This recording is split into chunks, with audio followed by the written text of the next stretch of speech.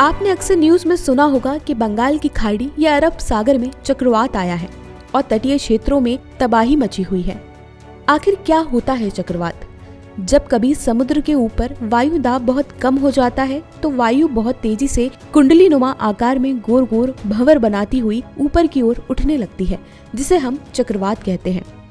चक्रवात के समय हवा का वेग बहुत ज्यादा होता है, जिससे तटीय इलाकों में बहुत बारिश होती है और समुद्र में बहुत ऊंची लहरें उठने लगती हैं।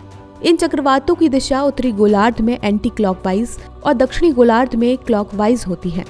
इन चक्रवातों को अलग अलग देशों में अलग अलग नामों से पुकारा जाता है, जैसे अमेरिका में हरिकेन और जापान फिलीपींस जैसे दक्षिण पूर्वी एशियाई देशों में इसे टाइफून कहते हैं। अब जरा सोचिए कि अगर एक ही समय पर एक ही सागर में एक साथ दो चक्रवात उत्पन्न हो जाएं, तो एक चक्रवात इतनी तबाही मचा सकता है, तो सोचिए दो चक्रवातों के उत्पन्न होने पर कितनी तबाही मचेगी। हाल ही में फिलीपींस सी में दो साइक्लोन हिंदमानौर और गार्डो उत्पन्न हुए थे, जिसने जापान और दक्षिणी कोरिया में भारी तबाही मचाई थी। वैज्ञानिकों का मानना है कि यह तबाही फुजिवारा प्रभाव की वजह से हुई थी।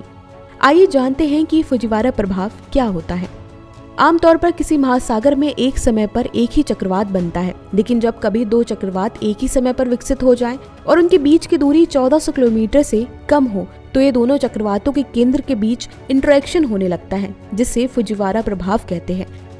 इस प्रभाव की खोज जापान के एक मौसम विज्ञानी सकुही फुजिवारा ने की थी। उन्हीं के नाम पर इस प्रभाव का नाम फुजिवारा प्रभाव रखा गया।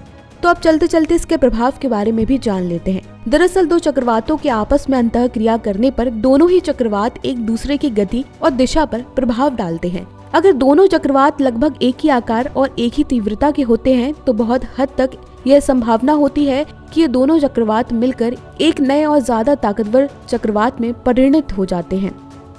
कभी कभी तो इतने शक्तिशाली हो जाते हैं कि ये सुपर टाइफून में बदल जाते हैं। उस वक्त इनकी गति लगभग 209 किलोमीटर प्रति घंटे तक होती है।